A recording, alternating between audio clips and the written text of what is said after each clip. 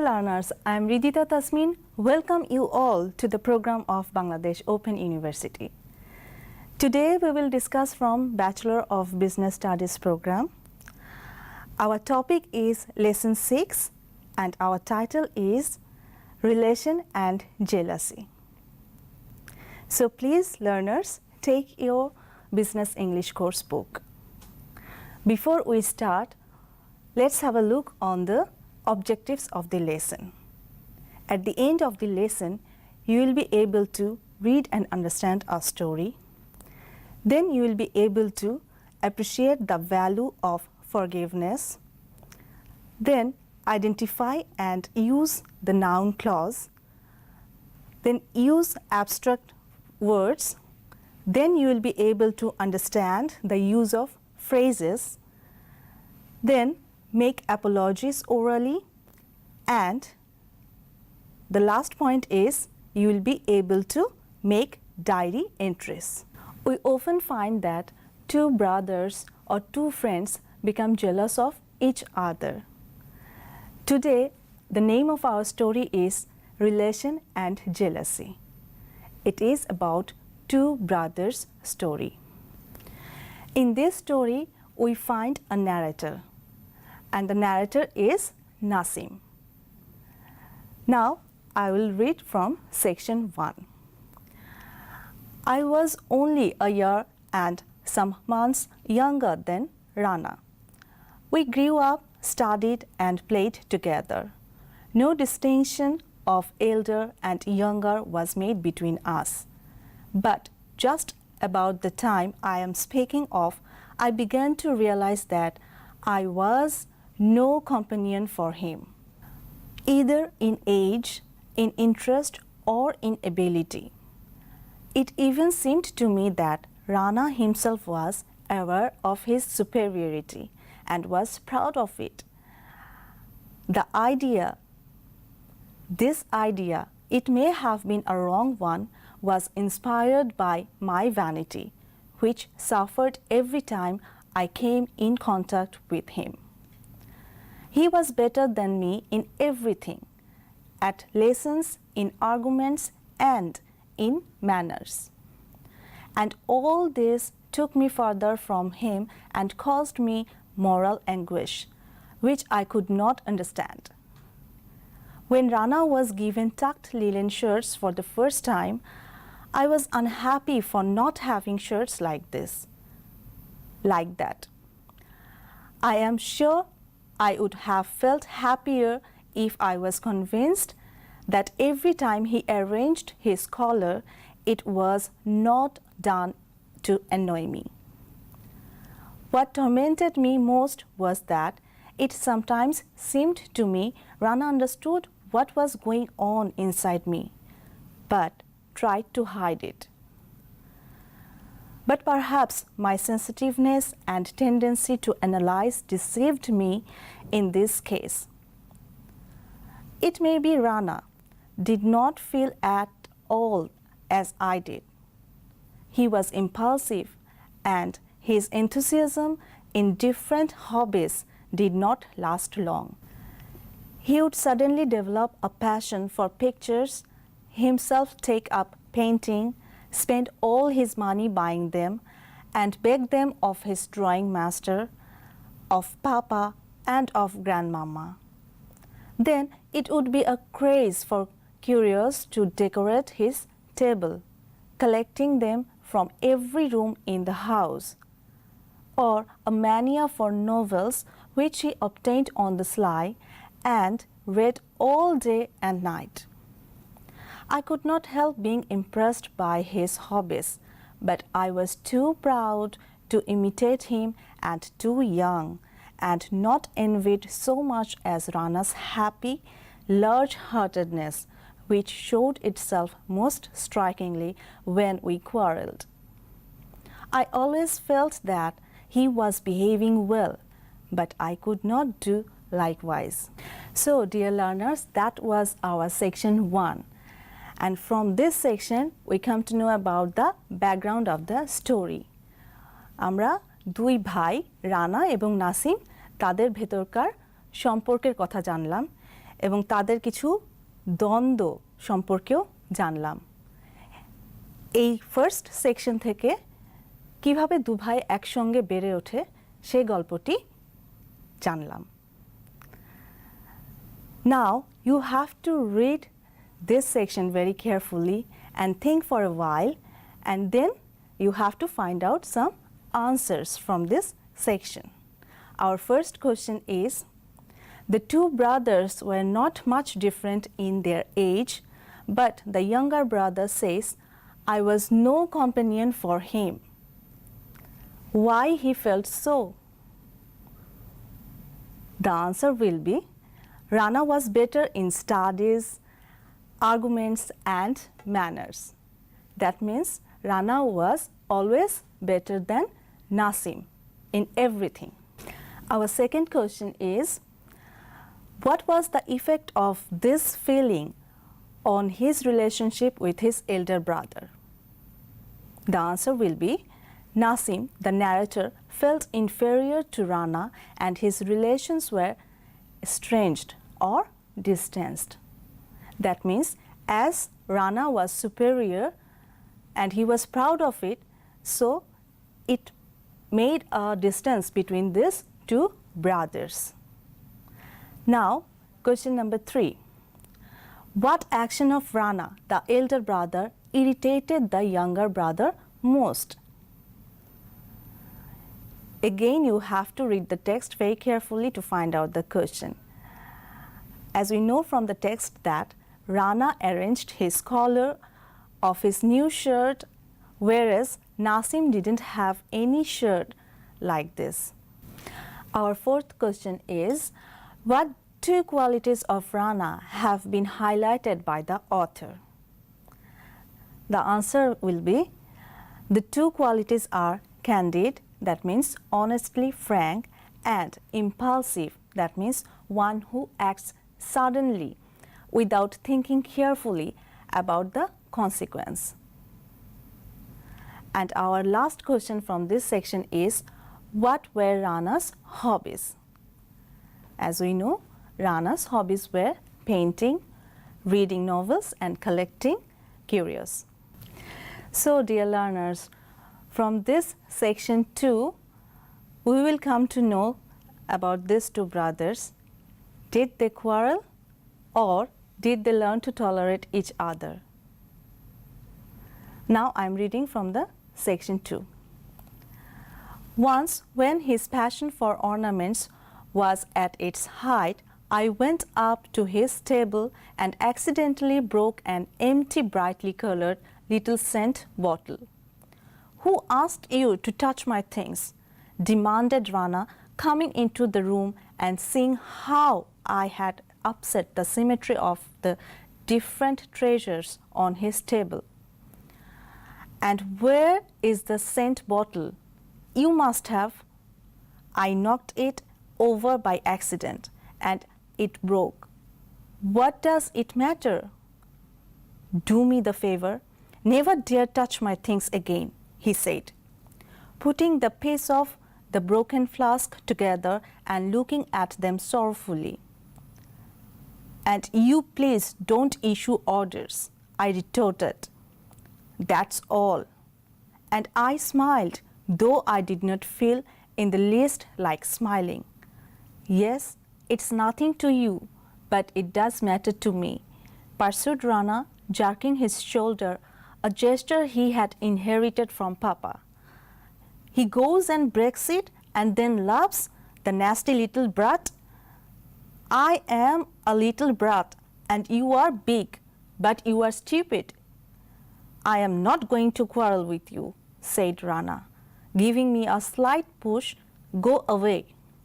Don't push, I tell you. Rana took my word and tried to drag me away from the table. But I was beside myself by now. I got hold of the leg of the table and tipped it over. There now, and all his china and glass ornaments crashed to the floor.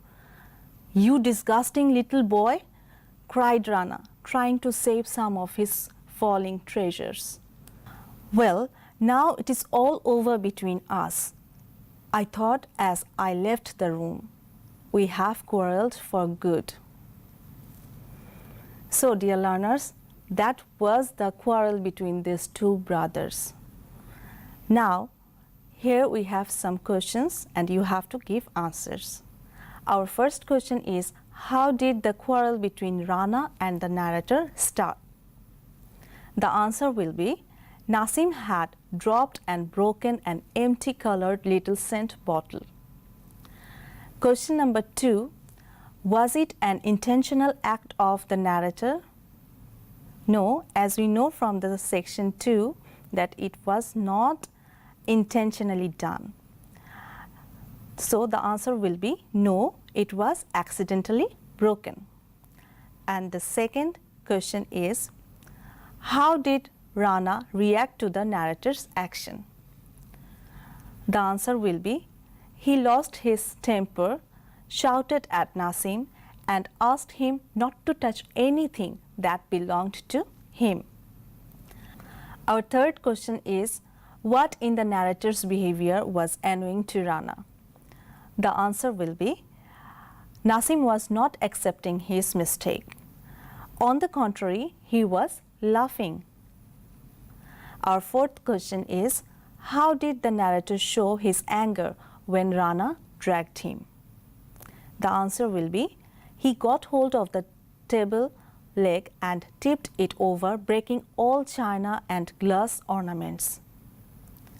And the fifth question is, why did the narrator think that it was all over between them?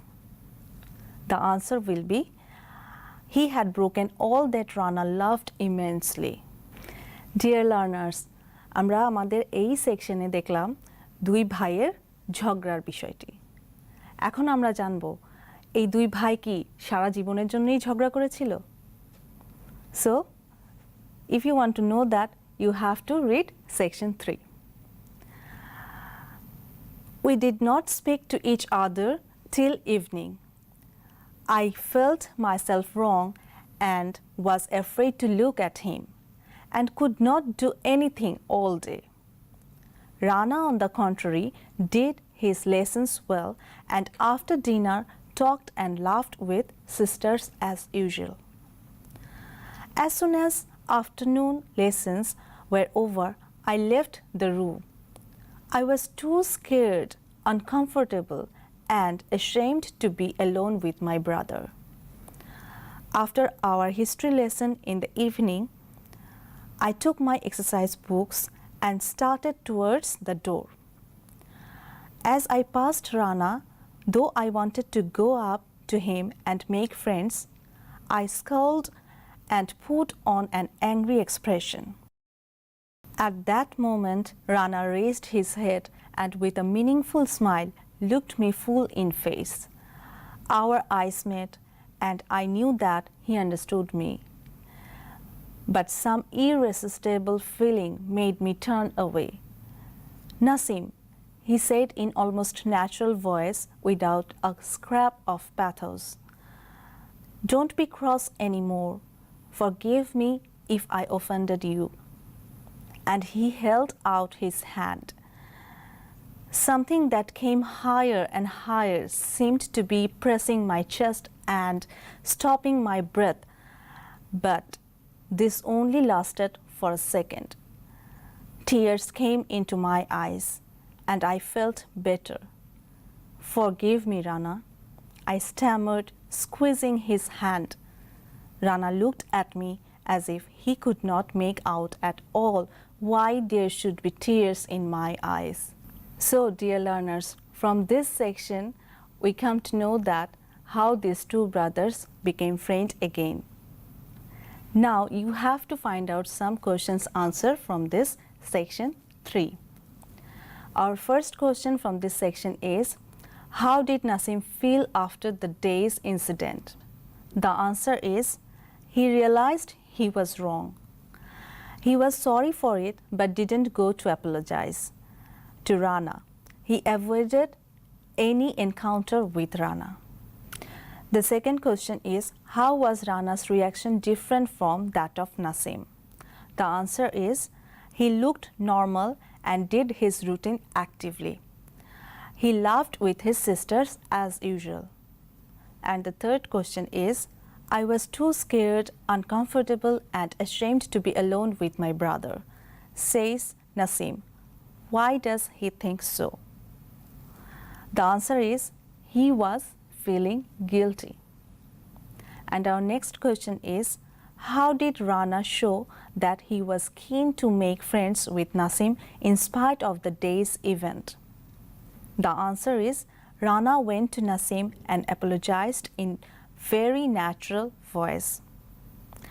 And the fifth question is, what do the tears in Nasim's eye speaks about his feelings? The answer is, he was emotionally moved by Rana's action. Our last question is, what action of Nasim showed that he was sorry for all what he did that morning? The answer is, he too asked for Rana's forgiveness with tears in his eyes.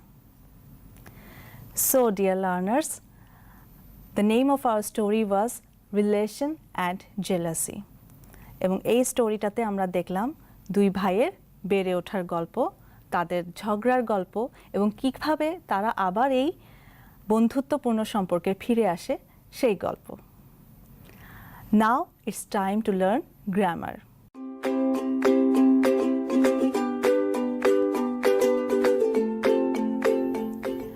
You have to identify noun clause. Let me give you an example. I began to realize that I was no companion for him. We can break this sentence in two parts. The first part is, I began to realize, and the second part is, I was no companion for him. So, in these two parts, A and B, we find that in the first part A, I is subject and began is verb. And in the second part B, I is subject and was is verb. These parts are called clauses. Each clause has a subject and a verb. Clause B is joined with clause A with a conjunction that. Clause B is not independent. That means it's a subordinate clause. It works as a noun and it is a noun clause. Dear learners, now we will try to find out some expressions. I'm giving you some examples. I did not feel in the least like smiling. I was beside myself by now. I got hold of the leg of the table. In these three sentences, we find some expressions. They are in the least, that means not at all. Beside myself, that means out of one's own control due to anger. Got hold of, that means got the possession of. These are idiomatic expressions.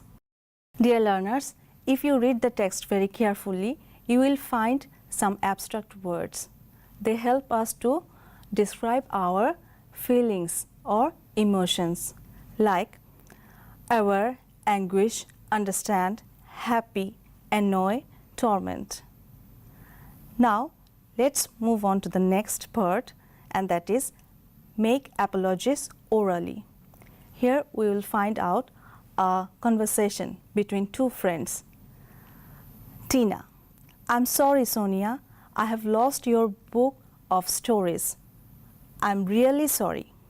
Sonia: It's all right. But don't you think that you are a bit careless about others' things? Tanya: I'm afraid you are not right. I really can't forgive myself. I'm not careless. I had kept it in my bag. My bag is missing. I guess it's not really my fault. I'll buy another book for you. Would it do? Sonia: Never mind. I'm sorry for what I said. Let's forget it now. I have another storybook. Tanya: So nice of you.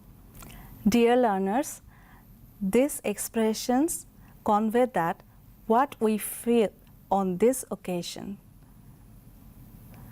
So here we can do an exercise. Suppose you have borrowed a cricket bat from your friend and you have lost it. So if you want to write a conversation like this, you can take this conversation as a model. Now our next point is make diary entries. Dear learners, do you write diary? At the end of the day, Rana and Nasim became friends again. Nasim, the younger brother, wrote a page in his diary to record his feelings about his brother's behavior. 24th September, 9 p.m. It was very strange to see Rana in my room after the day's incident, when I had broken most of his curios, china and glass ornaments. I had thought it was all over between us, but he was unusually polite and apologetic. He said sorry. At last, he had forgiven me. I was moved by his behavior. What had happened to me? I wonder. We were both changed persons. Nasim. So, dear learners, this is the way to write diary entries. So, dear learners, now if you try to write a diary, you have to remember that there are some important points. They are: when did the incident happen? That means the date. What was the event? Consequences. Who were involved? Where did it happen? Reactions or emotions of people. Dear learners, I hope you have understood this lesson. But if you face any problem regarding this topic, you can talk to your tutor of your tutorial center. You can also write to us. Our address is Dean Open School, Bangladesh Open University, Ghazipur 1705. Dear learners, that's all for today. Hope to see you again. Till then, stay fine and take care of yourself. Goodbye.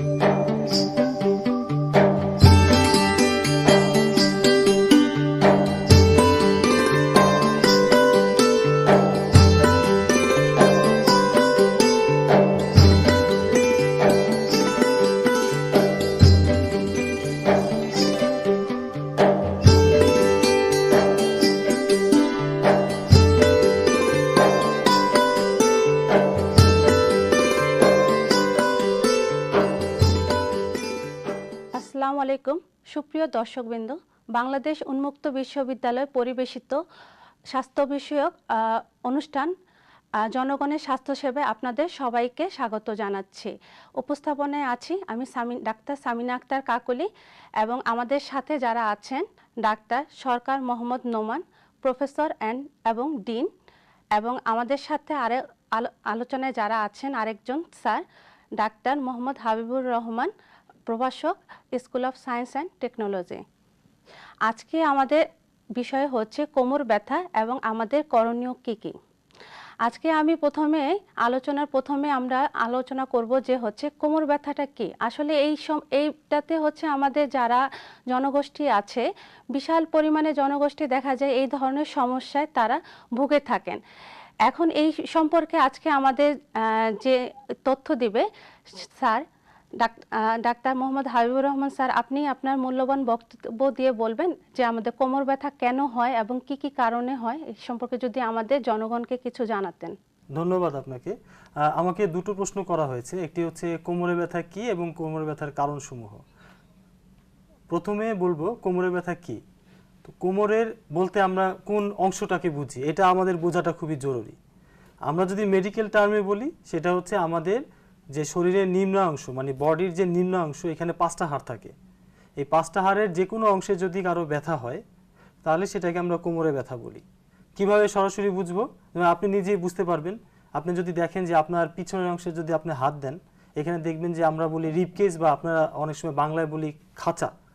এই খাঁচা ধরে যদি আপনি মাঝ বরাবর আসেন এবং তার নিচে যদি আপনি যান, দেখবেন যে ওইখানে যে 5টা হাড় এই রিজনে কোনো ব্যথা হলে সেটাকে আমরা কোমরে ব্যথা বলি। এখন কোমরে ব্যথা হচ্ছে 2 ধরনের হয়, একটিকে বলি আমরা অ্যাকিউট, আরেকটাকে বলি আমরা ক্রনিক। তো অ্যাকিউট মানে হচ্ছে যদি কারো ব্যথা গত 3 মাসের মধ্যে প্রথমবারের মতো হয় তাহলে সেই ধরনের ব্যথাকে আমরা অ্যাকিউট কোমরে ব্যথা বলি। আর যদি কারো ব্যথা দেখা যায় যে 3 মাসের অধিক সময় ধরে হচ্ছে অথবা রিকারেন্ট বারে বারে হচ্ছে, তাহলে এই ধরনের ব্যথাকে আমরা বলি ক্রনিক কোমরে ব্যথা। আমি একটু আপনার সাথে করি যে 5টা হাড় দিয়ে আপনি বললেন কোমরের ব্যথা বললেন, জি। সেখানে আমার মনে হয় আমরা জনগণরা আরো একটু নিচু অংশ বড় বড় হাড় দুটোকে কোমর হিসেবে বিবেচিত করে থাকি, সাধারণ জনগণ বলে থাকি। এটাকে আমরা কি ব্যথা বলবো? আচ্ছা আচ্ছা, তো এটাকে হ্যাঁ স্যার ঠিকই বলেছেন যে অনেক সময় আমরা বুঝতে পারি না এই বিষয়গুলো। তো দেখা যায় সেক্ষেত্রে যে স্যার যে জয়েন্টের কথা বললেন এটাকে আমরা বলি হিপ জয়েন্টের ব্যথা, ঠিক আছে? তো হিপ জয়েন্টের যে ব্যথা, এই ব্যথাটা টোটালি আলাদা, আমরা বলি হিপ জয়েন্ট পেইন। আর কোমরে যেটা ব্যথা সেটাকে বলি আমরা লো ব্যাক পেইন অথবা কোমরে ব্যথা, এরকম আর কি। স্যার অনেক সময় দেখা যায় যে হচ্ছে আপনার কোমরে ব্যথার সাথে সাথে আমাদের থোরাসিক বা যেটা 5টা হাড় বললেন এর উপরের দিকে অংশও কিন্তু তারা কোমর বা পিঠের ব্যথাটাও কিন্তু বলে। দেখা যায় যে অনেক সময় পিঠের ব্যথার সাথে কোমরের ব্যথা হচ্ছে অনেক সময় একসাথে করে ফেলে। সেক্ষেত্রে আমরা কিভাবে পেশেন্টটা বুঝবে যে আসলে কার কোনটা সমস্যা? প্রশ্নটা খুবই চমৎকার একটি প্রশ্ন। সেটি হচ্ছে যে যেমন আমাদের যদি আমরা মেরুদণ্ডটাকে চিন্তা করি, একটি অংশ হচ্ছে ঘাড়, একটি অংশ হচ্ছে পিঠ, আর একটি অংশ হচ্ছে কোমর। এই 3টা অংশ নিয়ে স্পাইনটা বা মেরুদণ্ডটা তৈরি হয়ে থাকে। তো ঘাড় তো আপনারা বুঝতে পারছেনই যে আপনাদের যে মাথার নিচের অংশ থেকে আপনার কাঁধের যে উপরের অংশটুকু, এইটুকুকে বলি আমরা ঘাড়। 7টি হাড় থাকে। হ্যাঁ, এখানে যে 7টি হাড় থাকে যে কোনো হাড়ের অথবা তার মাংসপেশিতে যদি ব্যথা হয় তাহলে সেটাকে আমরা বলি ঘাড়ে ব্যথা।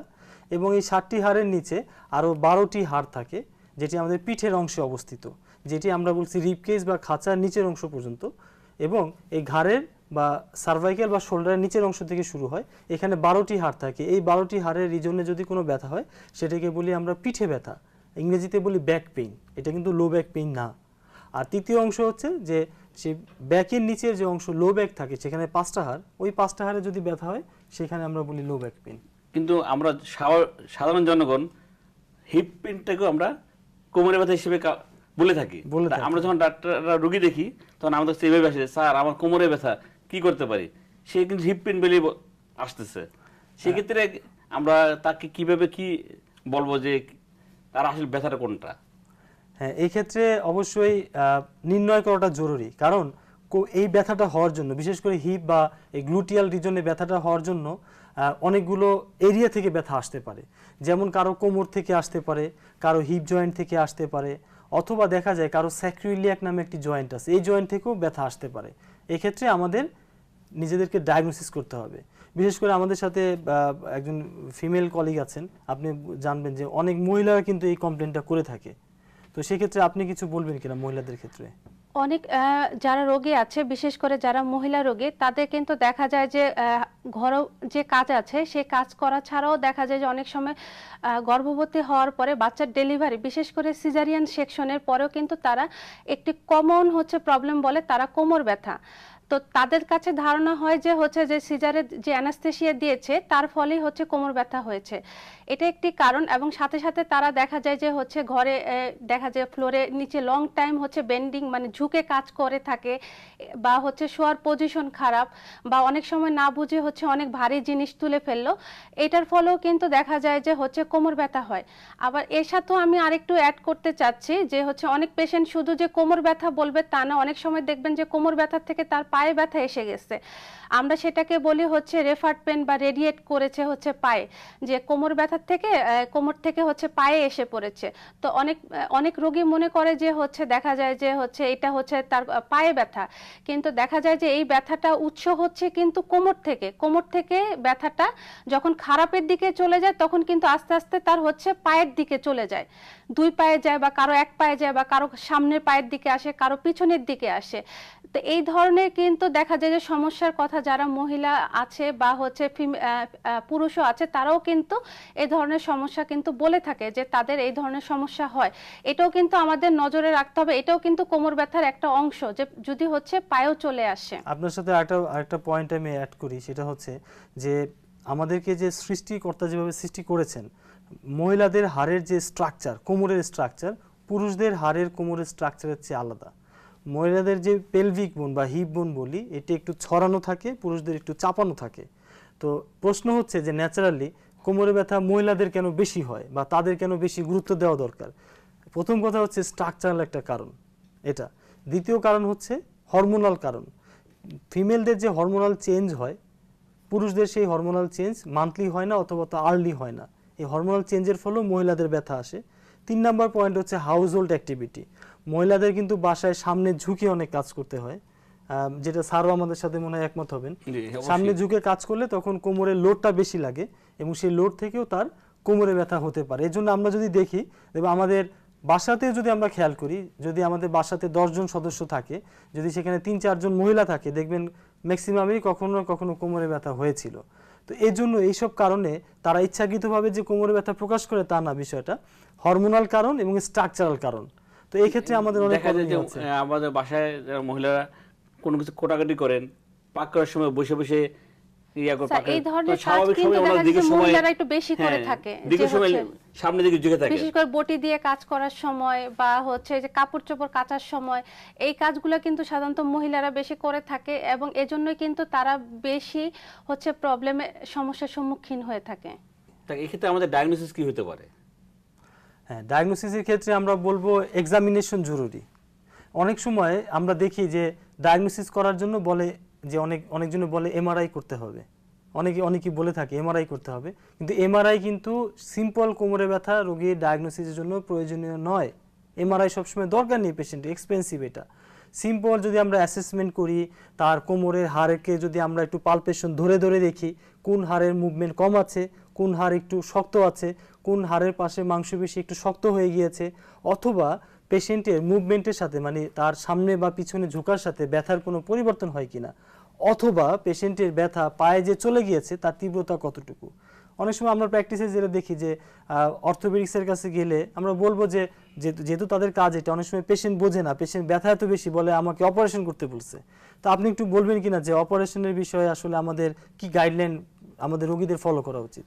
এখন সমস্যা হচ্ছে পেশেন্ট হচ্ছে যদি কোমর ব্যথার সমস্যা নিয়ে আসে, সেক্ষেত্রে যদি হচ্ছে পিএলআইডি হয়, তো এই ক্ষেত্রে হচ্ছে দেখা যায় যে হচ্ছে আমাদের স্পাইনে হচ্ছে দুইটা স্পাইনের মাঝখানে হচ্ছে অ্যানুলাস ফাইব্রোসাস আর হচ্ছে নিউক্লাস পালপোসাস থাকে।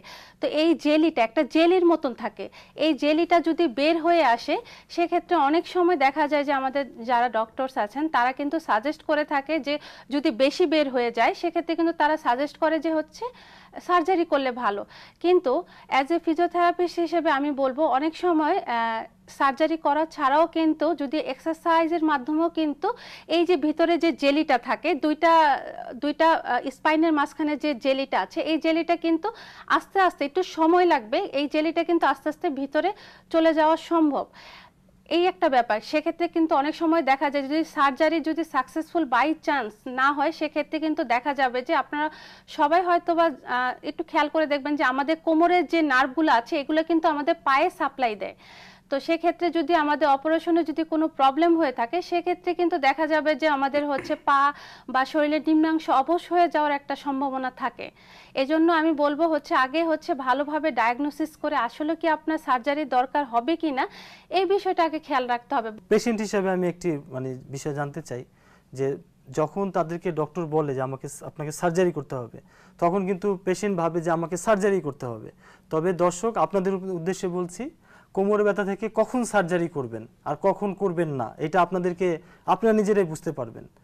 কখন সার্জারি করবেন? যখন আপনি দেখবেন আপনার কোমরে ব্যথার তীব্রতা চিকিৎসা নিয়েও ওষুধ খেয়েও ভালো হচ্ছে না, কোমরে ব্যথা কম, পায়ে ব্যথা বেশি, পায়ে সবসময় ঝিঝি থাকে, পা ভার হয়ে যায়, পা অবশ হয়ে যায় এবং প্রস্রাব বা পায়খানা আসলে আপনি বুঝতে পারেন না, ধরেও রাখতে পারেন না। যদি এরকম একটি অবস্থায় চলে যায় কোমরে ব্যথা থেকে, অবশ্যই আপনার সার্জারি লাগবে।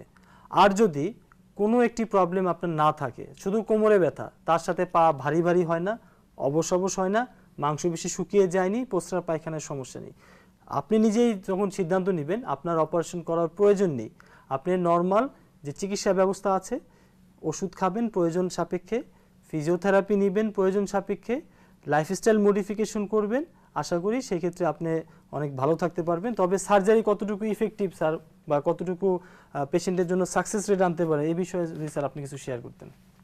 প্রতিটা চিকিৎসায় কিছু সুফল আছে, হ্যাঁ, প্রতিটা চিকিৎসা, সার্জারি বলি, মেডিসিন বলি আর থেরাপি বলি, সুফলতা আছে।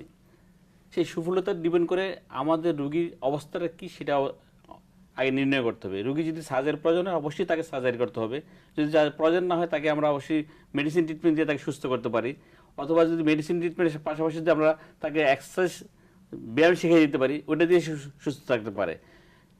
সাকসেস সব জায়গায় থাকবেই, কিন্তু সেক্ষেত্রে আমাদের প্রয়োজন আসলে রোগীকে তার অবস্থাটা নির্ণয় করা আমাদের খুব বেশি প্রয়োজন। আমাদের কাছে অনেক সময় রোগী আসে, স্যার খট করে শব্দ করে কোমরে ব্যথা শুরু হয়েছে, আমি নড়তে পারি না, পা নাড়াতে পারি না, সে বলে যে কিছু একটা করেন, এবং সে অবশ্যই আসে অনেক সময়। কিন্তু আমরা কি করি, অনেক সময় তাকে যদি রেস্ট দিতে বলি, অথবা তাকে যদি বলি এই ব্যায়ামটুকু করেন, অথবা এখানে একটু মেসেজ অনেক সময় করার প্রয়োজন হতে পারে, অথবা মেসেজ লাগেও না অনেক সময়, এইভাবে কিন্তু আমরা রোগীকে একটু মোটিভেট করতে পারলে অনেক সময় রোগী অনেকটা উপশম লাভ করে। সেক্ষেত্রে আমি বলবো না যে সার্জারি একেবারে একমাত্র চিকিৎসা, মেডিসিন একমাত্র চিকিৎসা, ব্যায়ামই একমাত্র চিকিৎসা, তাও আমি বলবো না। আমি বলবো যে রোগীকে প্রপারলি ধারণা দেওয়া যে আপনার কি সমস্যা হয়েছে, এই সমস্যার জন্য আমাকে এই চিকিৎসাটুকু নিতে হবে, এই ধারণাটা অবশ্যই তাকে দিতে হবে। তার মানে রোগীর ধরন অনুযায়ী আমাদের চিকিৎসা ব্যবস্থা গ্রহণ করতে হবে। যে রোগীর অবশ্যই সার্জারি দরকার সে অবশ্যই সার্জারি করবে, এবং যার ফিজিওথেরাপিস্ট কাছে যেতে হবে তাকে অবশ্যই এটা মেইনটেইন করতে হবে। তার মানে হচ্ছে আমরা মাল্টিডিসিপ্লিনারি টিম অ্যাপ্রোচে আমরা কাজ করব। অবশ্যই মাল্টিডিসিপ্লিনারি কাজ করতে হবে এখানে। স্যার আমাদের দেশে দেখা যায় যে হচ্ছে বেশিরভাগ সময়ে হচ্ছে মহিলারা বেশি এই ধরনের সমস্যায় ভোগেন। তো সেক্ষেত্রে এখন আমি ডাক্তার হাবিবুর রহমান স্যার কাছে একটু জানতে যাব, সেক্ষেত্রে আমাদের যে মহিলা আছেন বিশেষ করে তাদেরকে আমরা কি ধরনের উপদেশ দিতে পারি, বা কি ধরনের কাজ করলে তারা কিছুটা সুস্থ বোধ করবে, বা হোম এক্সারসাইজ বা বাসায় কি ধরনের এক্সারসাইজ করলে তারা ভালো বোধ করবে, এই সম্পর্কে যদি আপনি কিছু আমাদের দর্শকদের বলতেন। ধন্যবাদ আপনাকে।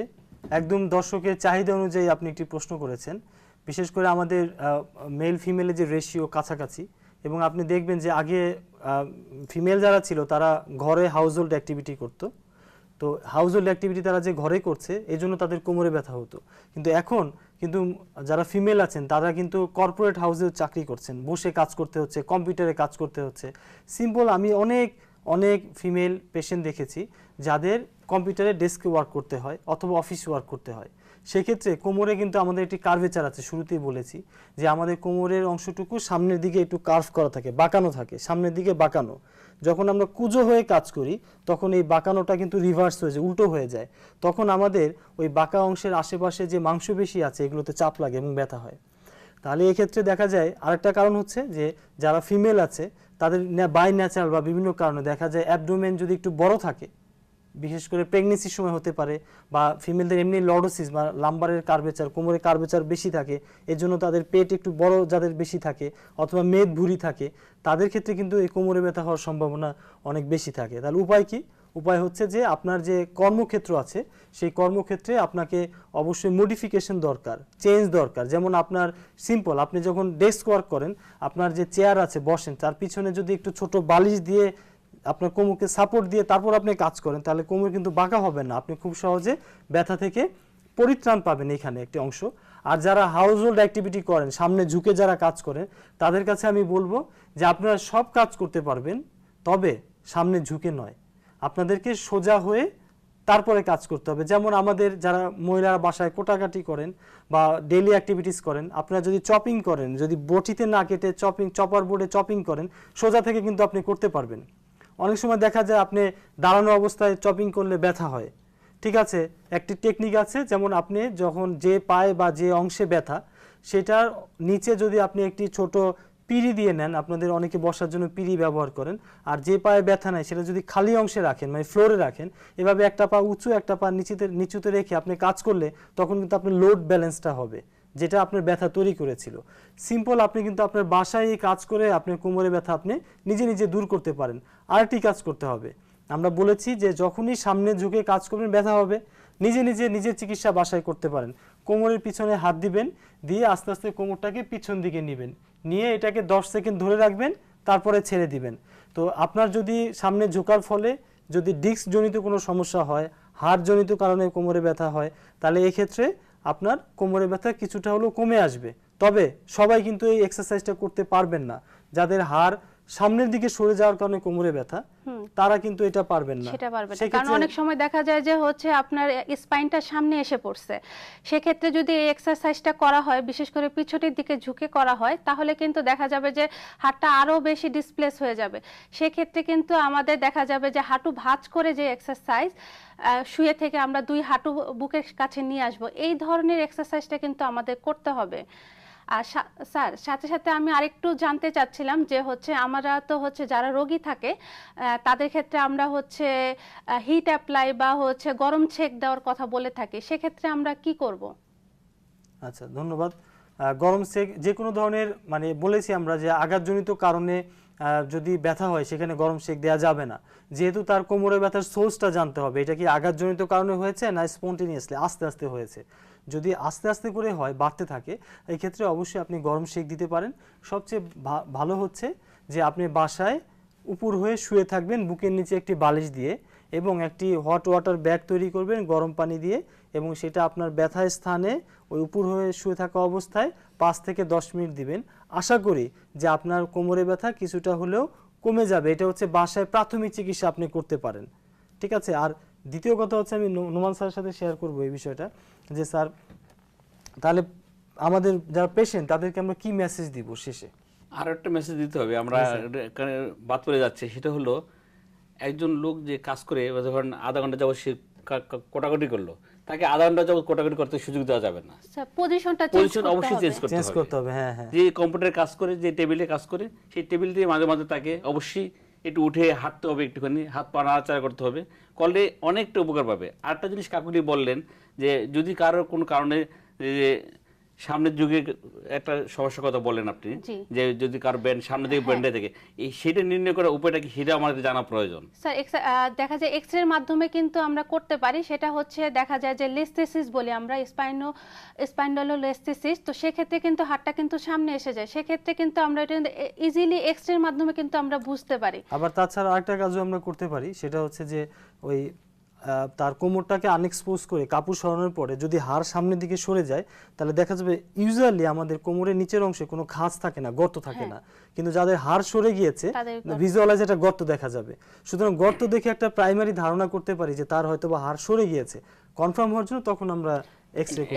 এটা আমাদের সাধারণ জনগণ জানা দরকার। হ্যাঁ, না জানলে যেটা হচ্ছে যে তারা যখন জানে না তখন উল্টাটাই করে ফেলতে পারে। দেখা যায় যে হচ্ছে অনেক রোগী থাকে যে আরেক রোগীর থেকে হচ্ছে আবার পরামর্শ নেয়। সেক্ষেত্রে হচ্ছে দেখা গেল এক রোগীকে বললো আপনার তো পিছনের দিকে এক্সারসাইজ করতে বলা হয়েছে, এটাই আমি করব। তো এক্ষেত্রে প্রবলেম হয় যে ওই যার সামনের দিকে ঝুঁকে 2টা পা ভাঁজ করে এক্সারসাইজ করতে হবে, সে কিন্তু না বুঝেই হচ্ছে সেম এক্সারসাইজটা করে ফেলছে। তো আমি দর্শকদের উদ্দেশ্যে এটাই বলবো যে আপনারা নিজেরা আরেকজন রোগীর কাছ থেকে পরামর্শ না নিয়ে বিশেষজ্ঞ যারা ডাক্তার আছেন এই বিষয়ে, তাদের কাছ থেকে আপনার পরামর্শ নেন একটি ভালো সাজেশন পাওয়ার জন্য। আসলে আমাদের প্রয়োজন একটা ভালো উপদেশ নেয়া, তাই না? উপদেশ যদি আমরা যদি ডায়াগনোসিসটা নিজে না করে আমরা বিশেষজ্ঞের মাধ্যমে করে নিতে পারি, তাহলে আমরা চিকিৎসাটা ভালোভাবে করতে পারবো, নিজে নিজে করতে পারবো, এবং এক্ষেত্রে আমাকে মেজর কোনো চিকিৎসায় নাও যাওয়া লাগতে পারে। আজকে আমরা অনুষ্ঠানের শেষের দিকে এসে পড়েছি। তো আমি সবাইকে ধন্যবাদ জানাচ্ছি, এবং সাথে সাথে আমাদের দর্শক যারা আছেন তাদেরকেও আমি ধন্যবাদ জানাচ্ছি আপনারা মন দিয়ে এগুলো শোনার জন্য। এবং আমি চাবো যে হচ্ছে আপনারা যাতে হচ্ছে বিশেষজ্ঞ পরামর্শে আপনারা ট্রিটমেন্টের আওতায় আসেন, নিজে নিজে না করে আপনারা লাইফস্টাইল মডিফিকেশন বলেন বা ডায়েটারি অ্যাপ্রোচ বলেন বা এক্সারসাইজের মাধ্যমে এবং মেডিকেশনের মাধ্যমে আপনারা যাতে সুস্থ লাইফে ফিরে আসতে পারেন, আমি সেটাই কামনা করছি। সবাইকে ধন্যবাদ।